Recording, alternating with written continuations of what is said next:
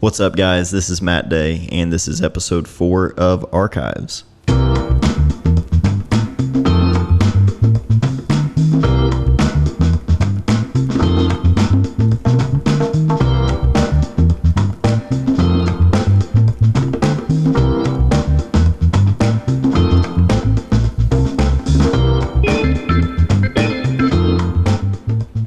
How is everybody doing? It's been a crazy week, but I feel like I say that every week, so I guess life is just crazy. But I have genuinely been looking forward to sitting down and recording this episode of the podcast just to kind of catch up, obviously answer a bunch of questions that you guys send in over on Instagram. Big thanks to all of you who send in questions every week when I ask for them. I really appreciate it. But I've just been looking forward to sitting down and just kind of catching up with you guys. So this should be a good show. First off, let's just talk about a few things that have been going on, both just in the YouTube channel and just also just in life, you know. Number one, if you're not watching The Boys on Amazon Prime, I genuinely think you're missing out. The Boys is a show on Amazon Prime that my wife and I have been absolutely loving. For the past week, we watched all of season 1 and are now caught up on season 2. I think they're releasing one episode a week. Season 2, they just dropped like the first few episodes, I think, but we are all caught up as of today. I'm recording this on Friday, the 11th. But it's a show based on a comic series, and it's about superheroes, but it's like the real life behind the scenes of the superheroes, and they are anything but good people. So at least most of them, particularly sort of like basically if you think Captain America, the Captain America in this universe is not a good person, Homelander. It's just such a good show. It's got so many different layers, and there's a lot of kind of commentary on politics and pop culture, which I personally really enjoy. It's a show that I think a lot of people would enjoy. It's definitely graphic and violent, but if you're not bothered by that kind of stuff, you're going to love it. The cast is incredible. It's really made me want to go back and read the comics. Which actually it's similar. It reminds me of one of my favorite comics of all time called Invincible by Robert Kirkman, who created The Walking Dead. That's also a superhero book, but it's very different from your typical superhero book. So that one is actually also being made into an animated series. And so far the casting for that has been insane. So super excited for that. So I know that's not related to photography, but I kind of want to just open this podcast up a little bit more and share some stuff like that. Music I'm into, movies or shows, anything like that. So, yeah, if you haven't checked out The Boys, it's on Prime Video. It is very, very good. But one thing I do want to talk about before we jump into questions that is a little bit more photography related, and that's just the YouTube channel in general. Back in I want to say maybe July is when I kind of just wanted to, I really just felt like hitting the reset button on my YouTube channel. And, you know, I've been doing this for a little over 6 years now. And it's always been evolving, but I feel like now more than ever, I've really just wanted to hit the reset button and just start a new chapter. And so far, I feel like I really have. Like, I feel like the channel has been going in a different direction than it has maybe in the last couple of years, and I think it's been more true to me than maybe ever before. It's interesting going back and looking at like the first videos and seeing myself and seeing how I was on camera and how I talked and everything, and how I've changed since then. You know, I think half of that is just, probably more than half of that, is just getting used to talking to a camera and being on camera, just getting more comfortable with speaking. That's actually one thing that I really want to do, or I guess just one exciting thing about this podcast for me is just developing a skill of being able to talk a little bit more freely for, half hour to an hour without cuts or anything like that, and just carrying a single conversation to a camera, it's really, really challenging. And I felt like this would be a good exercise for that. I'm always trying to learn and grow and improve different things that I can apply to other jobs or other things in my life. I definitely have become even more of a talker than I used to be, and I've always been a talker, but just doing this kind of thing has really changed a lot. But anyway, going back to this kind of new chapter and kind of hitting the reset button, if you look at the most recent videos that I've shared, a lot more kind of open-ended, discussing photos that I've made, a little bit more practical, not as focused on gear or trying to hit a specific point. I think as a result of that, there's been more connection with the people who watch the videos. I think people are getting more out of it.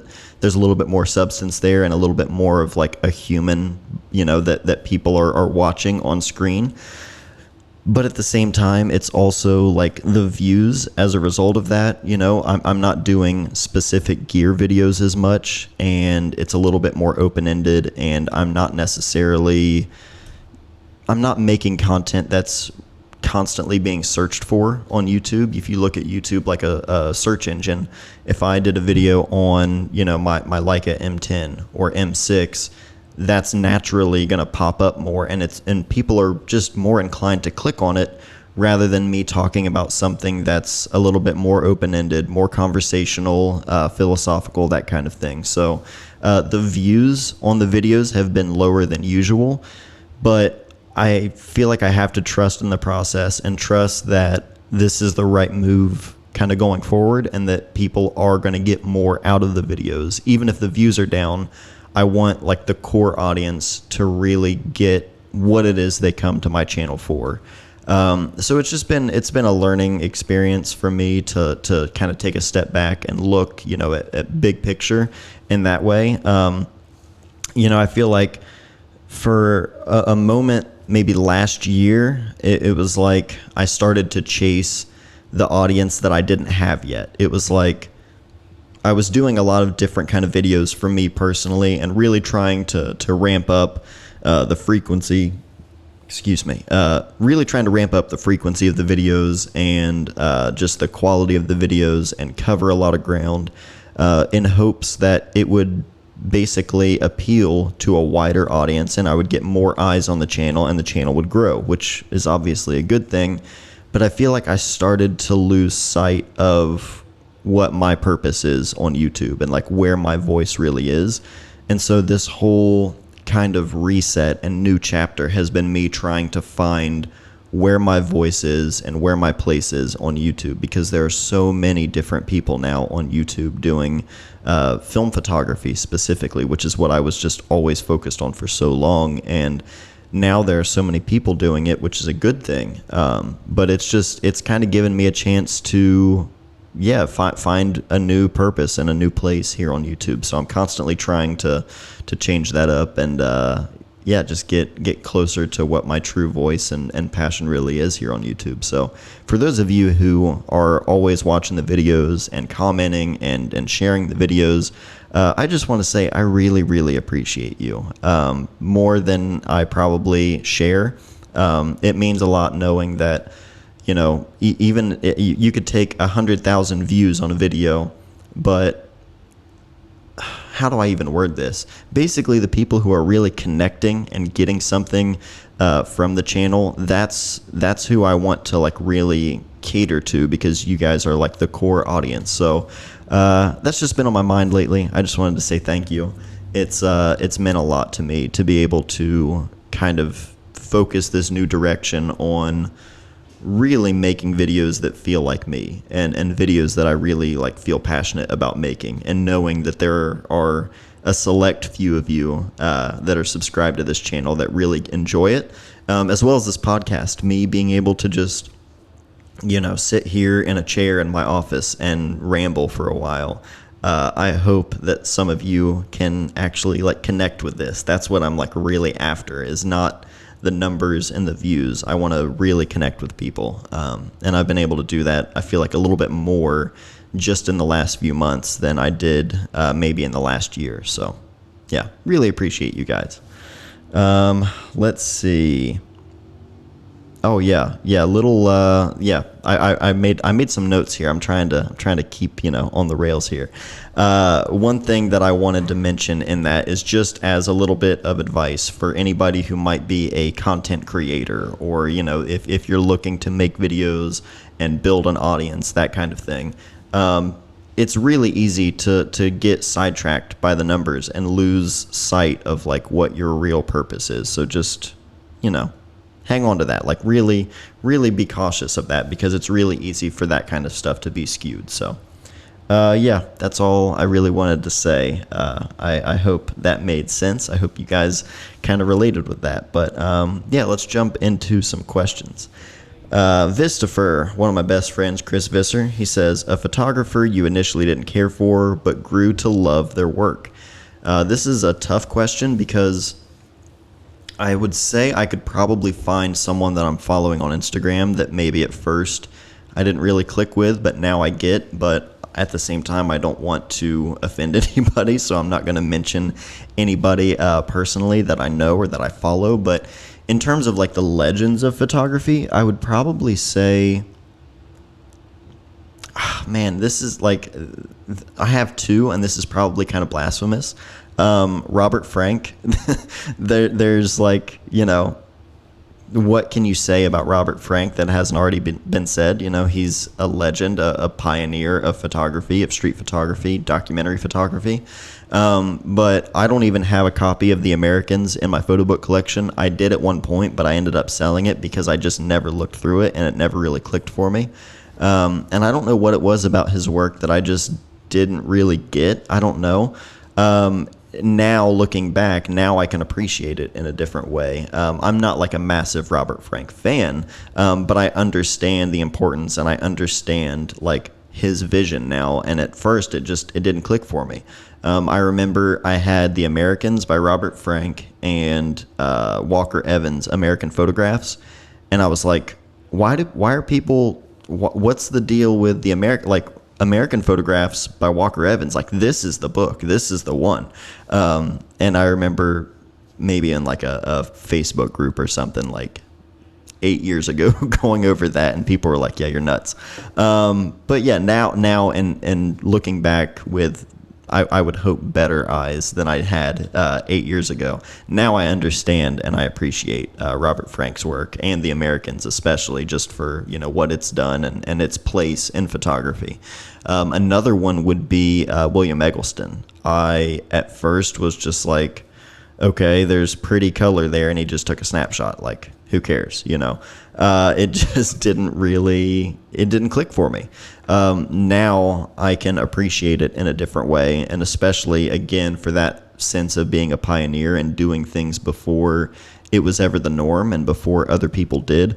Now I can understand that aspect, but for a long time I was like, yeah, Eggleston, it's just, oh cool, there's some color, snapshot, boom, done. And he does have this kind of quick snapshot kind of approach, but it's definitely a lot more sophisticated than I really thought at one point. So those are two legends that at first I was like, yeah, I don't get what the big deal is. Lucas Wyman, pizza topping go-to, and what carry-out place is the move? Yeah, so carry-out, let's just go carry-out pizza place. Lately, well, I guess, okay, for the last 9 months, my wife and I have been on a more plant-based diet. We're not strictly vegan or anything, but I personally didn't have meat for like 9 months. I just had some bacon yesterday, and it was really, really good. But it wasn't like an ethical or moral decision or anything. I was like, I'm just curious what it would be like for me to change up my diet. So my wife joined me with that. And yeah, no meat or dairy for 9 months. And we got really hooked on Donato's pizza with no cheese. So this a lot of people wouldn't consider this pizza, but I promise you it is so good. So Donato's thin crust pizza, no cheese at all, so it's just sauce, And I think you can taste the sauce even more without that cheese kind of weighing everything down, and it's just so much better this way. So no cheese, jalapeno peppers, banana peppers, spinach, plant-based sausage, and mushrooms. That in itself, I can devour an entire large pizza, no questions asked. It's super good. So that's been the move for a while. If you want to try some pizza that's not really pizza, give that a shot. It's super good. Tim Womble says, when looking for new photo books, where do you go? I never know where to look. I kind of go all over the place when it comes to buying photo books. I get this question a lot because a lot of times people will see like a photo books pickup video that I do, and they'll go to the link and it's sold out, and they're like, hey, where are you finding these books? How are you finding them? Because every time I click on the link, it says they're sold out. Amazon is a place where the books kind of come in and out of stock pretty regularly, so regularly checking Amazon is a good way to go. But obviously, if you don't want to go through Amazon for a million different reasons, just looking at actual book publishers themselves, that's a really good place to look. Mac Books, Satanta Books, Twin Palms Publishers, Push Periodical. Like, there's so many different book publishers that you can just buy directly from, and I do that all the time.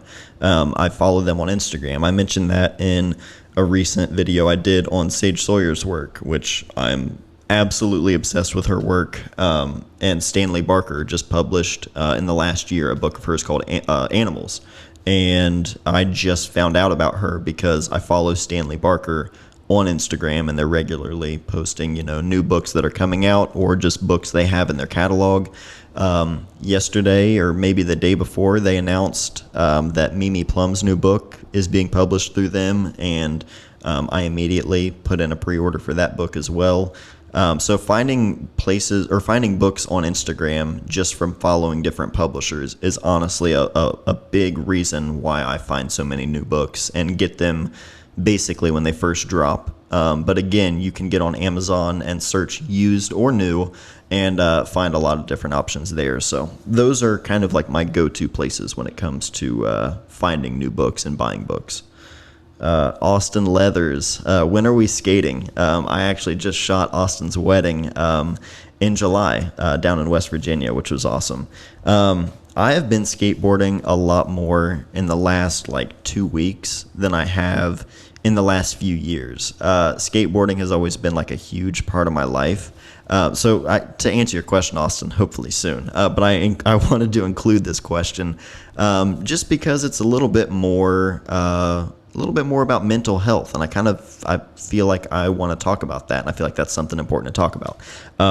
Not necessarily that skateboarding is for everyone. I mean, I think it is, but not everybody is interested in it. I've been skating more in the last couple of weeks than I have in the last couple of years, and skateboarding has always been a really, really big part of my life since I was 14 years old. And as you get older, skateboarding hurts a lot more. And as you get older, you get a lot more busy with life, and especially with kids and a family and everything. So for me personally, it was always basically once the kids were born, it was I skate when I can. When I have a little bit of free time, I'll go out in the driveway, skate around a little bit, do a couple tricks, and that's about it. Mostly just cruising around. I would still regularly keep a cruiser board with some big soft wheels and some loose trucks and just cruise around town, just pushing. Just pushing on a skateboard is one of the best feelings in the world. But here recently, I've realized how much better I feel if I'm just going out and skating for a little bit, even if it's 30 minutes. And even if I slam and I'm actually trying a trick and not just pushing.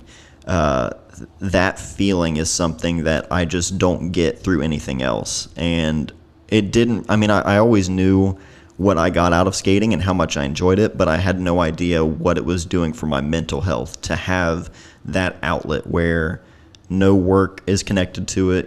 Photography is my passion and it's what I love, but it's also tied to my job. And as much as I love it, I'm always going to be thinking in that way. Like, oh, maybe I could show this video or this photo in a YouTube video, or maybe I should tell people how I got this photo. It's like my mind just doesn't turn off in that aspect. And with skateboarding, it's like I'm completely disconnected from everything, and it's just the absolute best thing I can do for my mental health. So I've been skating a lot more in the last couple of weeks, and I've been feeling really good about it. So all that to say, if you have any kind of healthy outlet for yourself, for your mental health, take that outlet and make it a priority. Even as busy as you are, I have a million things going on, 2 little kids, a wife who also has her own career.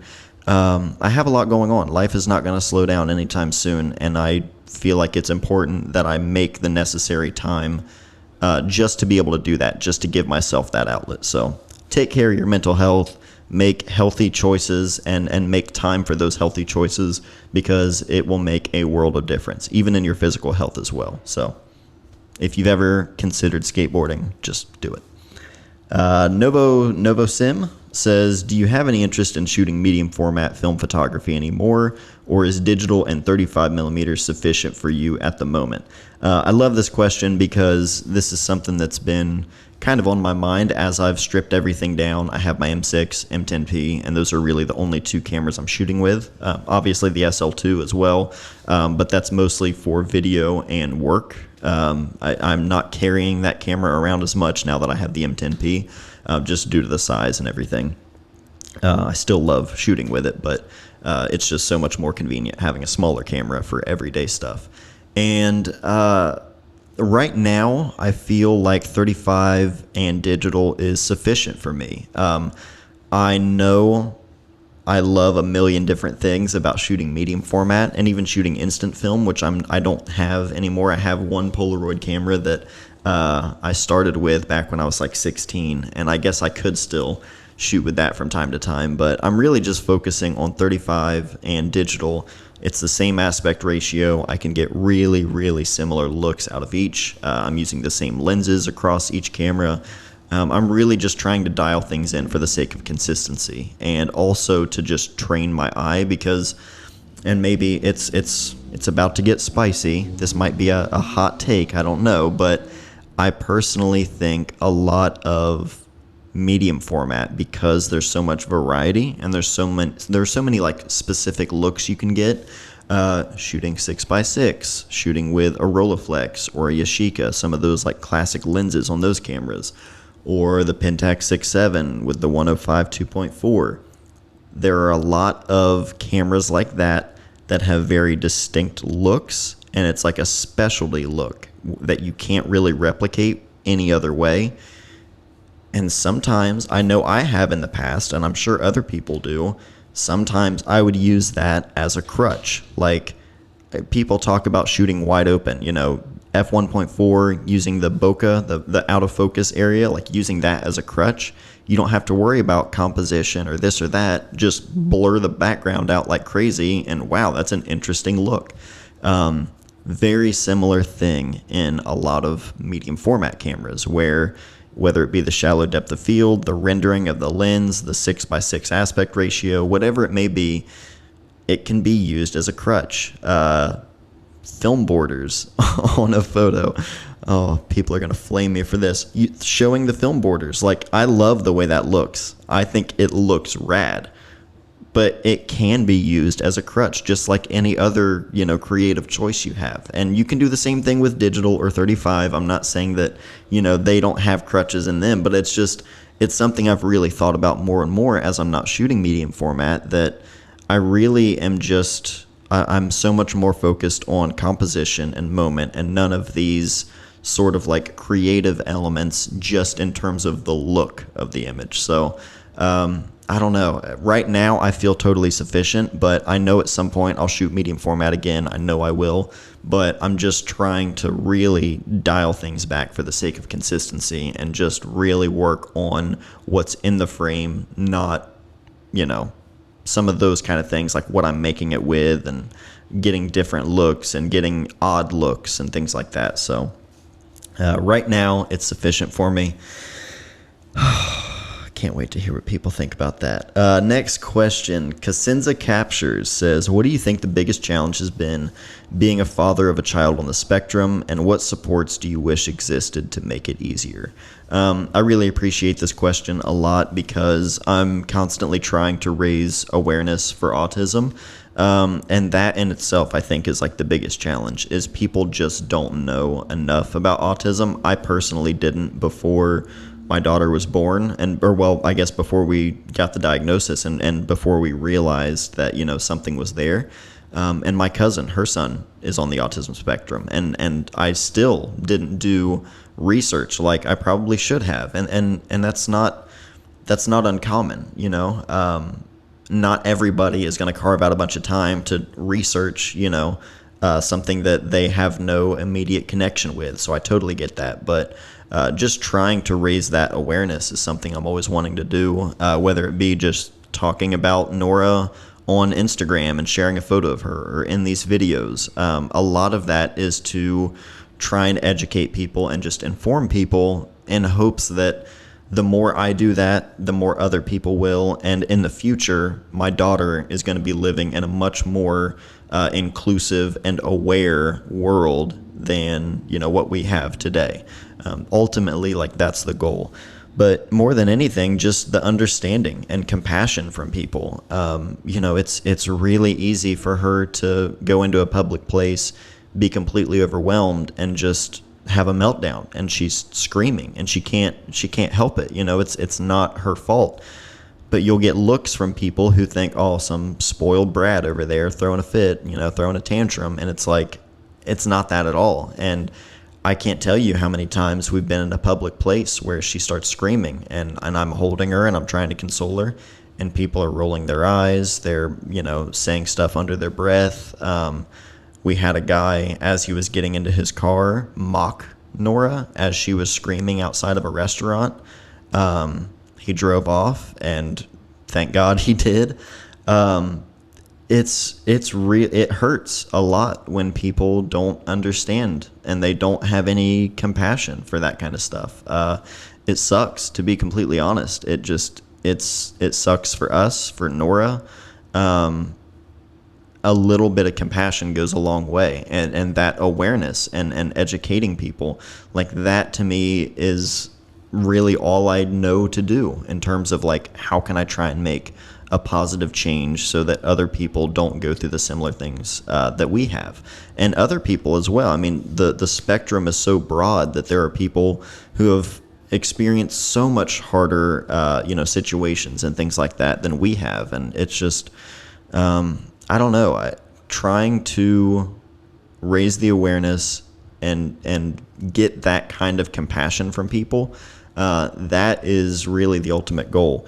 And I honestly think that's been the biggest challenge as well, is just not having people understand. And that's not anyone's fault. It's just we have a lot of work to do to raise awareness. So I would encourage anybody listening to this podcast to do some research on autism, figure out, what some cues are for someone who might be on the spectrum.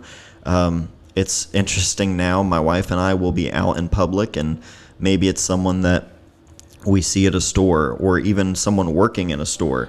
And as soon as we leave, after we have this kind of interaction with somebody, we instantly are like, they've got to be on the spectrum for sure. We notice things like that, and it's encouraging for us because you want the best for your kid, and Nora, she's only 5, and she's made so much improvement in communication and managing, her sense of being overstimulated or things. She's just come such a long way.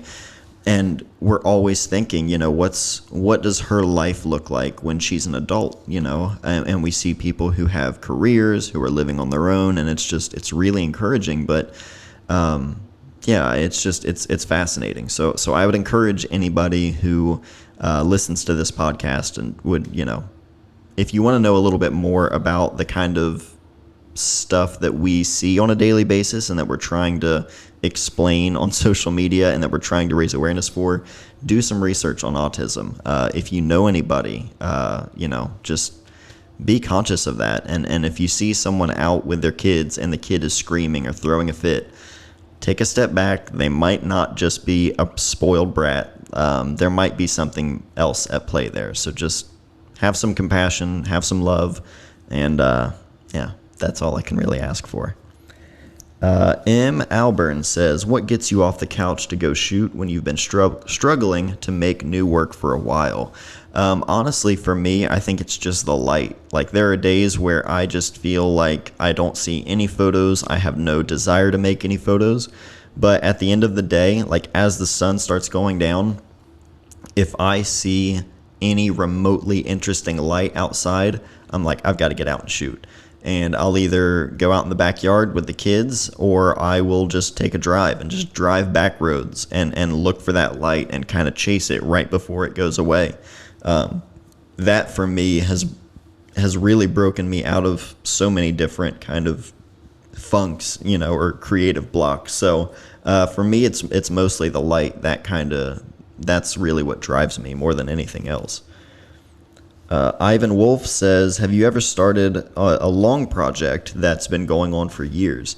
Friend of mine was my first like real personal project that I actually pursued, and I had been shooting for that for a few years before I realized that it was an actual project. It was about 2 years that I'd been shooting consistently, just because I felt like that's what I was drawn to shoot, is just make photos around Chillicothe that feel like Chillicothe to me. And then it wasn't until I had been doing that for a couple of years that I thought, okay, I could actually do something with these. And then I pursued it for about another year with that kind of project, that end goal of having a book in mind, which is interesting because now I'm actually in the process of finalizing the sequencing and layout and doing a second edition of Friend of Mine, and basically making the book that I wanted to make in 2014 but didn't have the resources or options to.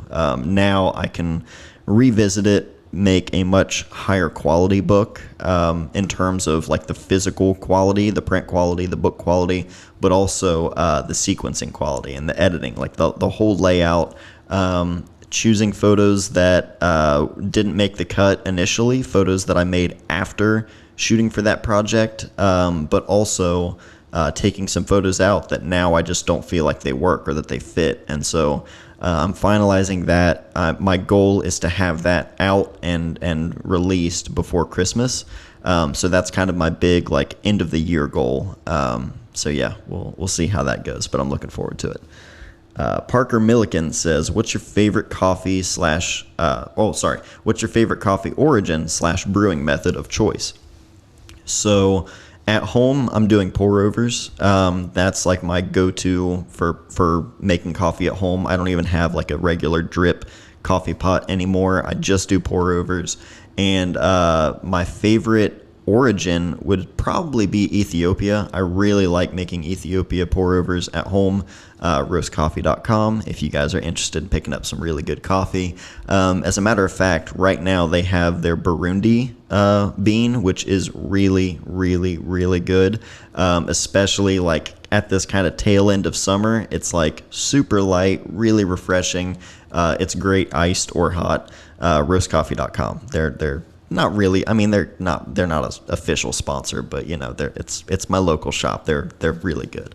So check that out for sure. But yeah, that's kind of like my go-to. But every day when I go into roast, I get an Americano. So I prefer that over an actual cup of like brewed coffee. I prefer the espresso, and they do all of their espresso from a Brazil bean. So yeah, that's kind of my go-to. But if I'm making coffee at home, it's usually an Ethiopia pour-over.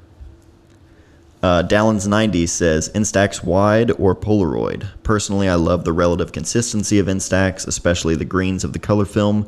Polaroid is rad, but kind of expensive and super temperamental, even with full exposure control of the Impossible i1 camera. Yeah, the Polaroid film itself, it's funny, it went from Impossible, well, it went Polaroid, then to Impossible Project, then to Polaroid Originals, and now it's just Polaroid again, which is rad to see. The film is definitely temperamental. However, I think I prefer it over the Instax. Instax is cheaper. It has more consistent colors. It has more like real true to life color. but there's something about that special look of the Polaroid film, and especially that Polaroid frame. It's probably just this bias that I have from shooting with just regular Polaroid film for so long, but that's got to be what I prefer. Even though I do enjoy shooting with Instax, Polaroid just can't really be beat for me. Scott Symes says, what are the next photo/road trips you'd like to make? Honestly, I mentioned it in a recent episode. It might have been the last episode, actually. Doing my project on Route 50 in Ohio. I think I just want to go ahead and start carving out some time to shoot that. And I would really like to include the YouTube channel in the making of that project. So anytime I go out to shoot for that project, I would like to record some kind of video. I don't know if I want to bring my SL2 and shoot like really high quality video for that, or if I just want to grab a couple clips with my iPhone or GoPro or something like that, just to give it some context. But making like regular videos as I shoot for the project to kind of update you guys on where it's at, where I've been shooting, what worked, what didn't work, and just really kind of take you guys like behind the scenes of shooting for that project. I feel like I would really enjoy that, and I would like to do some kind of, making some kind of videos that really show what it's like as you're working on a personal project and how long that can take, because I don't really have any like deadline in mind. I really just want to shoot until it's ready, until I feel like I've done enough. So I would definitely like to do that, though, kind of show some behind the scenes of that project. So if you'd be interested in that, please let me know. And then finally, the last question, Bailey Luke says, if you could remember only one photo that you've taken for the rest of your life, what would it be? That's a tough one. It would have to be a photo of Molly with both of our kids. Probably one of the photos I've made of the three of them, basically just dogpiled on the couch, because to me, I see that and it's just, that looks like home and that looks comfortable to me. That's pretty much how we always are. It's funny, we went from a small couch to a big couch thinking, okay, now we'll all actually have some room.